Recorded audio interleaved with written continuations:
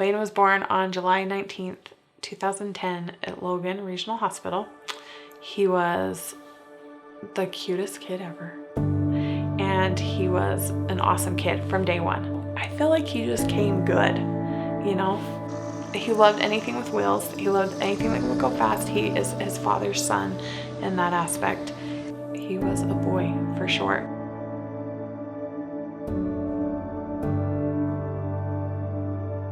Our family had gotten sick the week before Thanksgiving. So Tuesday night, he got the flu.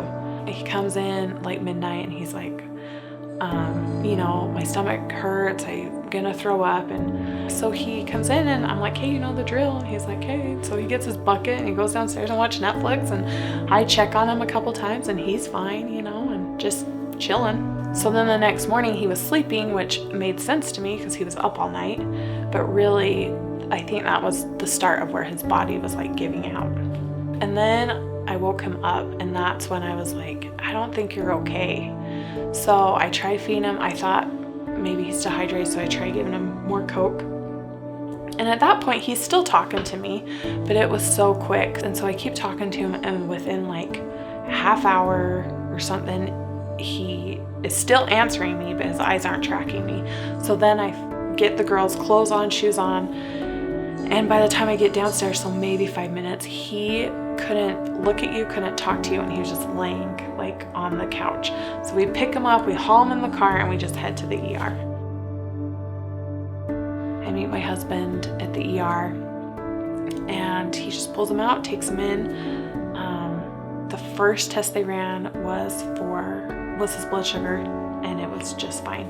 So then they did the normal tests, like they ran your normal blood panel, they did spinal tap, like CAT scan, ultrasound, and then they finally called Lifeline because there was nothing else they could do. And they had been on the phone with primaries like the whole time trying to, his doctor was saying, what else can I do? What am I missing? Like, why, you know, help me out here. And anyways, they said, just get him here. So they Lifeline him, and Brady goes in the helicopter, and I drove to primaries.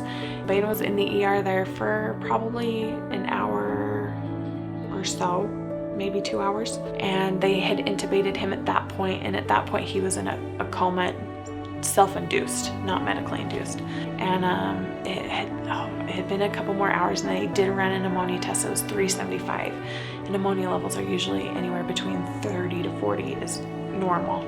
And so got him on dialysis, and then they got him some medicine. And then as we were sitting there, Dr. Longo comes in for the first time, and that's when I met him. And he comes in and he sits down and he says, here, this is what I think he has. I think he has a problem with his liver. Dr. Longo was amazing. I don't know, he just never made me feel like it was my fault, because I think as a parent, you're like, oh man, I should have pushed for more answers. I should have done this and I should have done that, or man, what should I have done to get him in there sooner? Like, what could I have caught onto? So anyways, Dr. Longo was amazing at that. And he just said, you know what? Most families do not catch on to this till someone dies. So that probably was all on Thursday. And then Thursday evening is when they took us into a room and said it's not looking good. Because he had no brain activity or anything really. And then he passed away, we believe. He passed away at 4 in the morning on Friday. So I feel that everything happens for a reason, whether I like it or not. Part of grieving is anger. And part of me is mad I had no idea that we carried this. And I just think to myself, I cannot just sit here with this information and not try and do something with it. Baine had headaches, nausea, and vomiting. How do you diagnose that to a genetic disorder? It's crazy, because Monday and Tuesday he was the healthiest kid. I picked him up from school Monday. He went with his cousins Monday night to Tuesday. So healthy. You would never even guess that he carried a genetic disorder. I don't know. I feel like this is my job now.